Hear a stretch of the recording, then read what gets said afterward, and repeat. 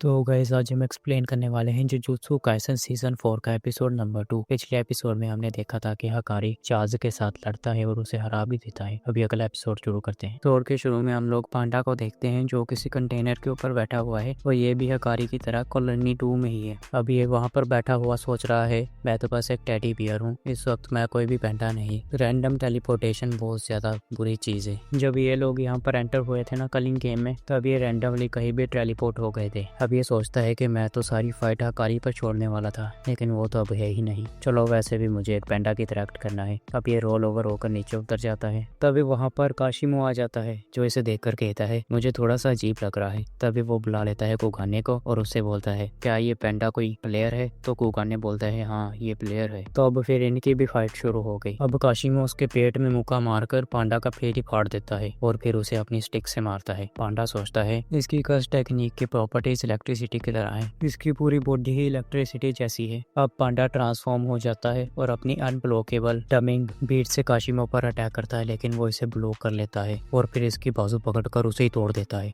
अभी पांडा फिर से उस पर अटैक करने वाला होता है, लेकिन ये उसके मुंह पर उसकी बाजू मारकर पांडा के ऊपर बहुत सारे मुक्कों की बारिश कर देता है। अब पांडा को तो इसने बहुत ज्यादा कोड़ दिया है, देखना कैसे पड़ा हुआ है। काशिमो इससे पूछता है मैं तुझसे सवाल पूछता हूँ, अगर तूने मुझे जवाब दिया तो मैं तेरी जान बख्श दूंगा। सुकुना कहाँ है? पांडा बोलता है सुकुना मुझे उसके बारे में कुछ नहीं पता, और दिमाग में सोचता है कि अगर मैंने इसे बताया उसके बारे में तो हो सकता है यूजी खतरे में पड़ जाए। काशिमो बोलता है मुझे पता है तू कुछ तो मुझसे छुपा रहा है। पांडा कहता है सुकुना मेरे अंकल का नाम है। तो काशिमो कहता है तू मुझे अंडर एस्टिमेट कर रहा है। पांडा कहता है अंडर एस्टिमेट तो तू मुझे कर रहा है, मेरी बहन किसी को नहीं बख्शने वाली, मैं बख्श सकता हूँ लेकिन वो नहीं। तो ये फिर से ट्रांसफॉर्म हो जाता है अपनी बड़ी बहन में। अभी काशिमो जो है वो अपनी कस्टर एनर्जी यानी ये जो इलेक्ट्रिसिटी है ये पांडा के अंदर भेजता है और पांडा के तो चीथड़े ही उड़ जाते हैं भैंस की। अब हमें इसी की कस्ट टेक्निक के बारे में थोड़ा सा बताया जाता है कि ये जो अपनी ये लाइटनिंग है यानी कस्ट एनर्जी इसे सेपरेट कर सकता है पॉजिटिव और नेगेटिव एनर्जी में और अपने और ओपोनेंट में भेज सकता है। इसे इसके लिए डोमेन एक्सपेंशन की जरूरत नहीं है। अब ये फिर से पूछता है पांडा से मुझे बताओ सुकुना कहाँ है। अब हम पांडा का पास्ट देखते हैं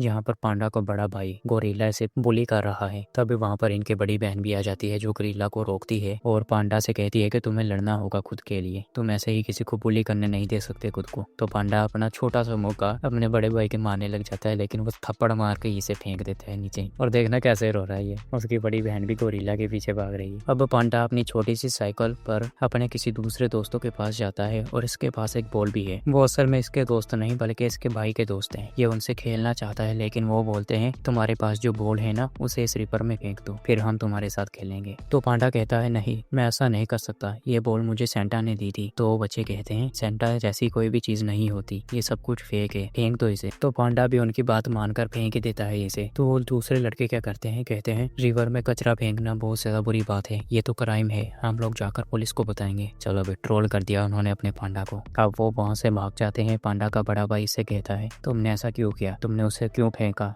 बोल तो तुम्हारे लिए इम्पोर्टेंट थी ना। तो पांडा कहता है ये मैंने इसलिए किया क्योंकि मैं अपने बड़े भाई के साथ खेलना चाहता हूँ। अभी रात हो जाती है और इनके जो बड़ी बहन है वो गोरिल्ला को बातें सुना रही है कि तुम्हें पांडा की हिफाजत करनी होगी, इसमें डिफरेंस है, तुम उसे बुली करो और दूसरे लोग, जब दूसरे लोग उसे बुली करते हैं तो तुम्हारी जिम्मेदारी है उसे प्रोटेक्ट करना। तो ये उसे बोलने लग जाता है कि सिर्फ वो हमेशा तुम्हारे साथ ही खेलता है, वो तो छोटी छोटी बातों पर रोने लग जाता है। तो ये बोलती है तुम उसके बड़े भाई हो। गोरिल्ला कहता है वो हमेशा मेरे साथ खेलना चाहता है और अगर मैं उसे अपनी टीम में रख भी लेता हूँ तो हमारा हारना जरूरी है, और वो हमेशा इर्द गिर्द देखता है, अगर तुम करीब हो तो वो हमेशा रोने लग जाता है। तो बड़ी बहन कहती है कि वो तुम पर बिल्कुल भी गुस्सा नहीं करता, तुम जितना भी पांडा को मार लो वो हमेशा तुम्हें अपना बड़ा भाई ही मानता है, उसे तुमसे कोई भी नफरत नहीं, क्योंकि वो सोचता है कि बड़े भाई ऐसे ही होते हैं। तो अभी पांडा घर में आ जाता है एक बीटल के साथ और कहता है देखो मुझे ये बीटल मिला बाहर स्क्रीन पर। तो बड़ा भाई बीटल को पकड़कर घर से ही बाहर फेंक देता है। अब ये रात को सो रहे होते हैं और हम लोग गोरिल्ला के पास एक पिगी बैंक देखते हैं जिसमें थोड़े से पैसे हैं। ये सोचता है कि 100 काफी होंगे क्योंकि ये अपने छोटे भाई के लिए बॉल खरीदना चाहता है, उसने अपने वाली फेंक दी थी ना। ये सोचता है कि कौन सा कलर था वो, छोड़ो कोई भी हो,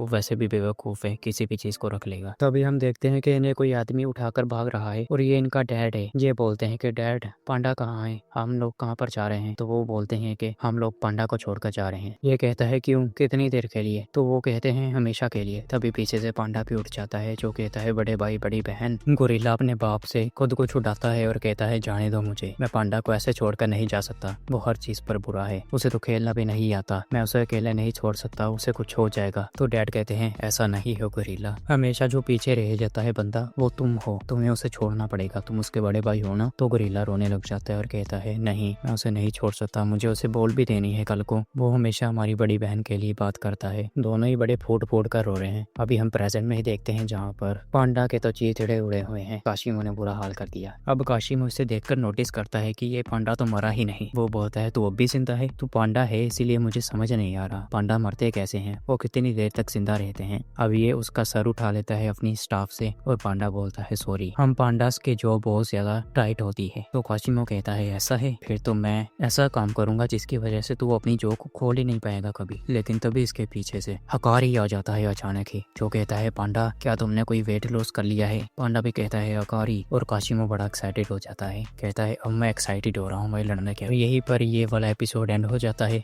अगर आप लोगों को वीडियो अच्छी लगी होगी तो वीडियो को लाइक करें, चैनल को सब्सक्राइब करें। और अगला एपिसोड तो बहुत ज्यादा मजेदार होने वाला है, क्योंकि अगले एपिसोड में हम लोग हकारी का डोमेन एक्सपेंशन देखेंगे, बहुत ज्यादा मजा आएगा भाई। अब आगे बढ़ने से पहले वीडियो को लाइक और चैनल को सब्सक्राइब जरूर कर देना। अभी मिलते हैं नेक्स्ट वाली वीडियो में। Till the take care, bye bye.